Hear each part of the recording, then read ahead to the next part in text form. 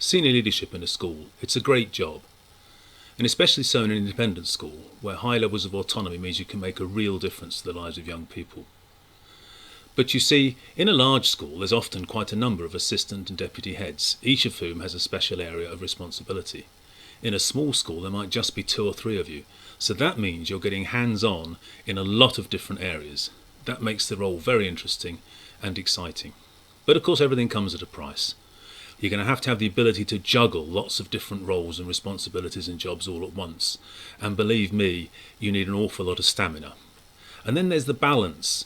How much distance do you maintain versus are you part of a small, close-knit team?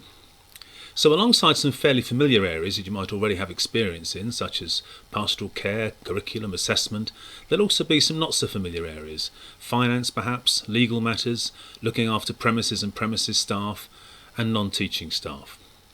So let's have a look at what you'll be doing on the day itself. As you'll see, the aims of the course are on the left-hand side of the slide, and on the right is what we'll be doing on the day itself. Managing yourself. This is absolutely vital. If you can't manage yourself, you're never going to be effective as a leader. But managing others is equally vital. And then finally we'll look at various aspects of the job.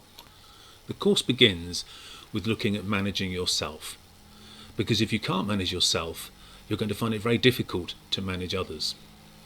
In particular, that means looking at managing your time, both efficiently and effectively, managing your workload, and being able to delegate.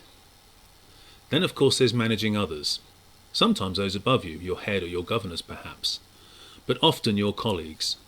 Sometimes you find yourself persuading people to do things they don't really want to do. Sometimes you simply have to tell people.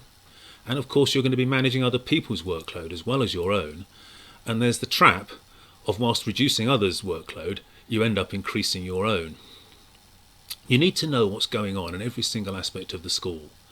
That means you'll sometimes have to hold difficult conversations. And by the way, there is a specific course available for difficult conversations with parents. So in this course we'll focus more on difficult conversations with colleagues. You see, when we have problems with children, we're fine.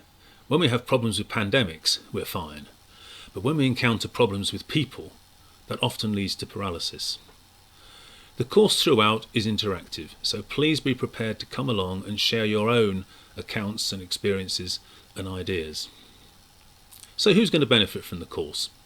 Anyone who's aspiring or is new to senior leadership will benefit from this course, together with governors or parents who want a greater insight into the work of school leadership. But ultimately, there's only one way to run a school, and that's your way. This course will give you courage and conviction to do exactly that, to do it your way. I hope you'll be able to join me on this exciting course. In the meantime, if you have any queries, please don't hesitate to contact the friendly team at Dragonfly.